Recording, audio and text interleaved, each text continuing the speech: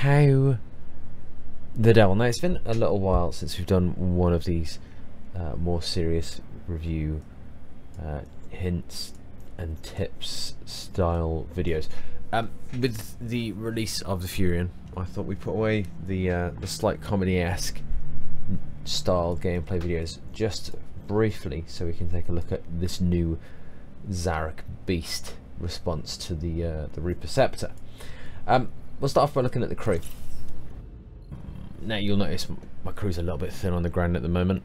I did have to do some tweaking the other day for the pre-release stream. I haven't reloaded my crew, but we only need the one crew because we're only looking to test out the Furion. This is the crew based on my experience so far with it pre-release, only against bots. This is the crew that I've decided to put together for this outing. Now, there's a number of reasons I've built this crew the way I've built them. I've decided to focus more on the weaknesses of the Furion and trying to offset them rather than accentuate the strong points on it. Now, you'll notice I'm using a lot of damage reduction and damage mitigation, as well as turn rate on my utility slots there. Now, that's because I personally feel like the ship turns a little bit slow, because it's one of those medium ships. It's not a tank, and it's pretty tanky for a medium ship, don't get me wrong, which is what's going to benefit so much from these damage reduction implants. But it does turn a little bit slow, and it suffers that same problem that the Scepter and a Reaper do. If something gets up on top of it and gets behind it, it's not going to be that quick at responding to it, simply because it is a largely a forward firing ship. Now, don't have to flamer. Let's pull the Reaper, the Furion back up actually and take a look at the lowdown whilst we talk this over. The plasma thrower, not flamer, sorry, I should say plasma thrower, is 360 degrees everywhere, and that thing gouts plasma like you wouldn't believe. I can't see it suffering as much versus things like persecutors and enforcers in the same way that a Reaper or an interceptor would. I think the flamethrower, plasma thrower, I need to stop doing that. The plasma thrower really deters a lot of those close range brawling ships, and once you see what it does, if you haven't seen any of the footage so far, once you see what it does to a super lifter, you'll understand exactly what I mean. However, it does suffer more with sort of the medium to long range engages with ships that can duke a little bit and poke away and chip away over time. Realistically, although I do throw in attack implants, at the end of the day they're nowhere near as effective. If we're talking on a realistic scale now, rather than the crews that I do play around with, they're nowhere near as effective as the damage mitigation crew implants. It's pointless in this instance trying to focus on the corrode drones, which are really good when you combine them with the primary attack. They really do strip the armor out on a target ship. But if I'm putting in implants to either extend the life expectancy or reduce the cooldown of those drones, I'm really sacrificing in another area of the ship. And for an implant that's only going to affect one ability, it really isn't worth it. The energy drain, although on the pre-release it said obviously the plasma thrower does drain through energy quite quickly, I didn't find it that bad, to be fair. It overheated far more often than I ran out of energy, and that took more concentration. And obviously with it being a new ship, they're always really loud as well, so sometimes you miss the overheat signal because the little charging bar, much akin to the way the Scepter does, charges up, but you can't see it because you're gouting blue plasma all over the place, and it looks really pretty, so you just don't hear it or notice it overheating. The boost, moving on, is the other utility ability that's on there. The boost is nice. It's a really good gap closer, makes it really good for dogging ships down as well as disengaging. I don't think it's worth running a utility spec on the ship just for the sake of the boost, when it can benefit so much more from, as I said, that turn speed or that maneuvering in order to keep its forward facing cannons on its target, or able to allow it to respond to would-be harassers, or the damage mitigation, which is also, again, as I said, what I'm running with it. Let's go back and take another look at that crew. I've built this crew at the moment as well because the Furion has only just been released, which basically means every mother and their aunt is either going to be trying to fly the Furion or is going to be trying to find and fly a counter for the Furion. And I know there are a lot of people out there trying to treat it with the same approach as they would when engaging a Reaper, and I can tell you, as using an Enforcer against a Scepter or a Reaper, it is always extremely inconvenient when they take tanky upgrades and maneuvering skills so that they can keep you in that death zone in front of them. So we're going to try and apply the same sort of rulings to the Furion. You can see on the screen in front of me: damage reduction, increased repair rate, maneuvering, turn rate. A little bit of damage, because, you know, why not have a little bit, but more damage reduction, turret traverse, fire rate. That's just because I've got a thing for dice. That is a baller crew person right there. And then Gus, because Gus is Gus. Gus is life, yo. There's not much more to say apart from, oh, for a start, let's hope that we manage to get into a game where someone is willing to let us take the Furion, but also let's that's it, don't get the tunnel vision. Tunnel vision, just like with the Reaper or Scepter, is death. If you get that tunnel vision, you're not making it out. You're going to end up charging in, you're going to crash through your optimum range, you're going to get your face kicked in by the enemy. It's just the nature of the beast. So you've got to be reserved. You've got to keep yourself on a leash. So keys popped. Here's to hoping that we actually get the ship, because that's the big thing, obviously, when a new ship is released, especially in a drafting system when it's single pick. Ah, yes, that greatly, yes, yes. Wouldn't necessarily advocate choosing a ship of this type first, because it makes it considerably easier to outpick, basically, to not outpick, counterpick. But it's new and I want to try it out, and the only way I'm going to get this footage is if I put myself out there on a little bit of a limb in order to get it. So Executioner, okay, can live with this. You know what the name of my crib, by the way, get my Furion. Totally intentional. Manual point defense. That Reaper should complement the Furion really well.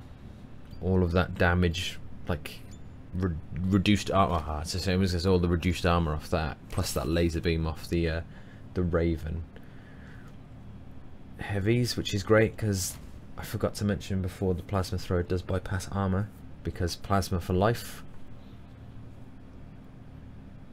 It's looking good. Recent changes to the levy as well means the beam's not quite as brutal, however the cannons do more damage. It's balanced out a little bit. The plasma thrower will allow me to keep that cloaker decloaked. Let's take a quick look at the sectors. Persephone's Embrace and Ruins of Halcyon. Probably going to hit up Persephone's, I would say. Oh, they've changed the jump animation as well. Okay, we are going to break away from the serious attitude just for a minute while I ask if you've yet seen the new jump animation. If not, you are in for a real treat. My god, it's sexy. I thought I'd locked in, my bad. It's absolutely and utterly gorgeous. I love it.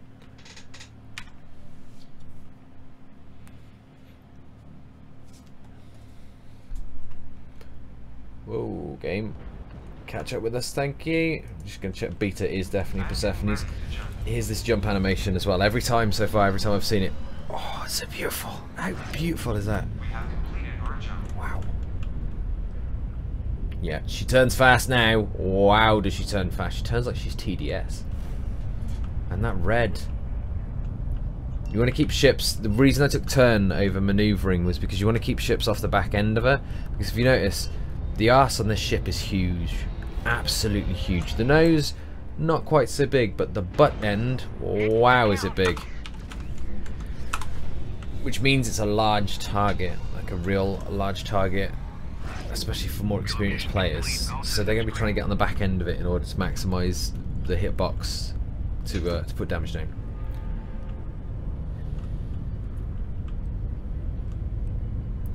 So we're going to push up and take mid-mine, nothing unusual. I have a new target. with the game plan.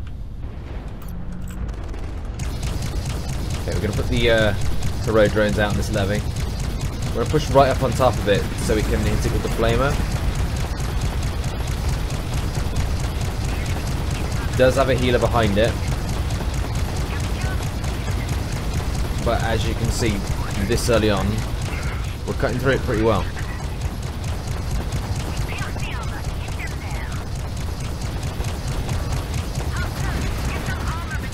That's what I was saying before though about the volume being so loud. I'm completely knuckling the blue being so nice. I completely missed the overheat alert. Okay, that beam is going to be coming off cooldown soon, so we want to try and get into cover.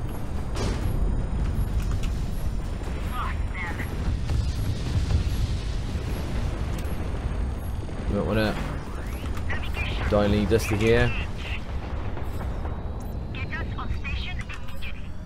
So we're going to pull back. Now, that's hyper aggressive, as you may notice. Pushed right in there and tanked it to the face. That's because of the extra implants in the crew that managed to take so much abuse. Tried to use the rocks on the right to mitigate some of the damage coming in from that destroyer, but we've got full lane control. The levy's only just moved up. I'm presuming that's the levy. It might be the paladin. No, it's the paladin. He's only just managed to move up into mid mine in order to start trying to contest that mid mine, and we're going to be straight back in there in order to say no, to just say no.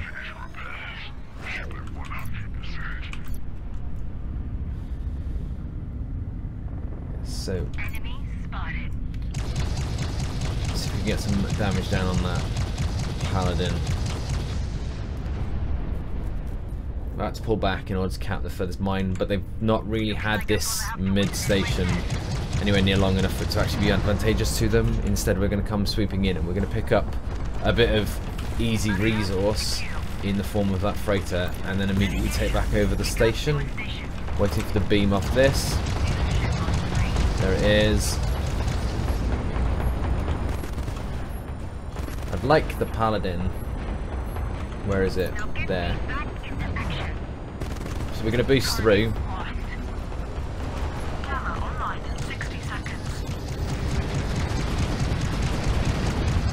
That destroyer started to leave, which means this paladin is unguarded.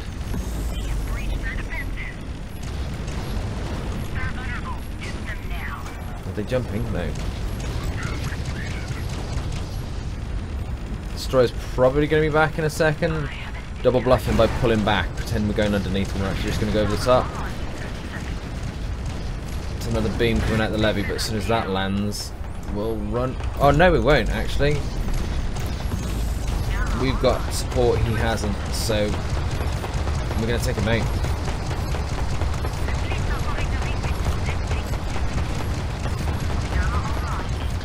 Okay, I need to put him down quickly because he's going to have a beam soon and I'd rather not have it to the face.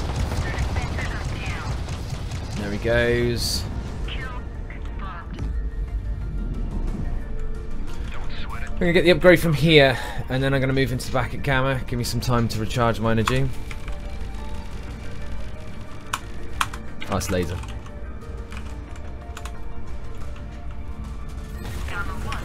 Oh, we've got Gamma. I'm going to push this advantage.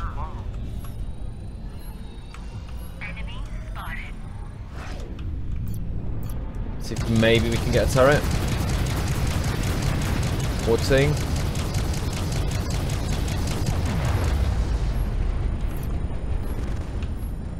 Okay, we've got support coming through as well. That's nice. It's a good Gamma 1 push this is. I'll take it.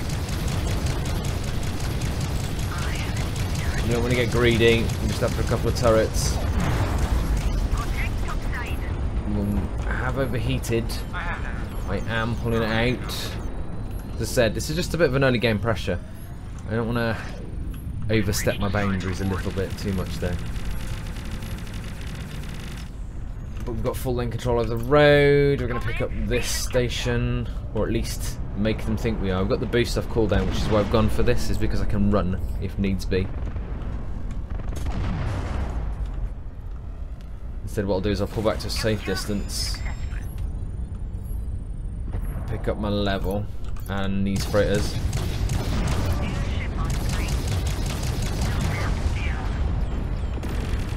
Let's give you some cover. Can we turn around and kill this? I reckon, you know we will.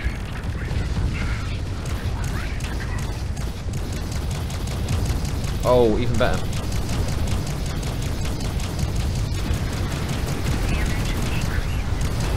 Pick that up. He didn't expect to jump into that. And then we'll turn on this. Gotta watch that arm on the right side though, because it is pretty wrecked. Again, those turn implants. We'll watch the overheat.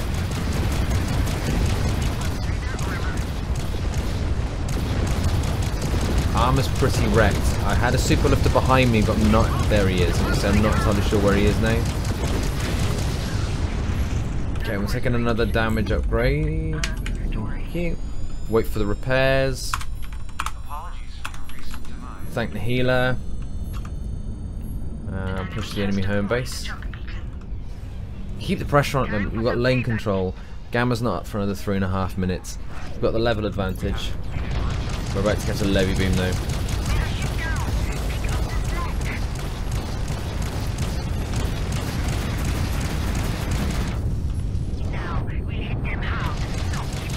I'd like to get down into cover. Actually, I think I might just run. That's... Whoa, that was rough. So that's the... What I did there was I had to take out the... Oh, it's going to be rough. Nah, what I was trying to take out there was the slow beacon and control beacon from the Executioner. So I needed him to not steal all of my mobility whilst I was trying to boost out. Didn't quite get out though. Kept the pressure on. As you can tell, we've still got the majority of the control. And I'll take it. Not amazing, but I'll take it. Hunter's just trucking through Gamma. It's 2.5 minutes to gas, so we can still keep the pressure on. We can still keep the mind control. Just got to keep the foot on the accelerator and not ease up. Probably going to go back into Persephone's. Push up on this left side. This seems to be where the most resistance is. It's pointless going over to Alpha because I'm not going to achieve anything. Well, I'll jump through to the enemy home base, but ultimately not before they cap all of this lane. However, if I'm here, I can stop them pushing, and potentially if they do try and go for the rotate out to home, I'll be there to stop them pulling it up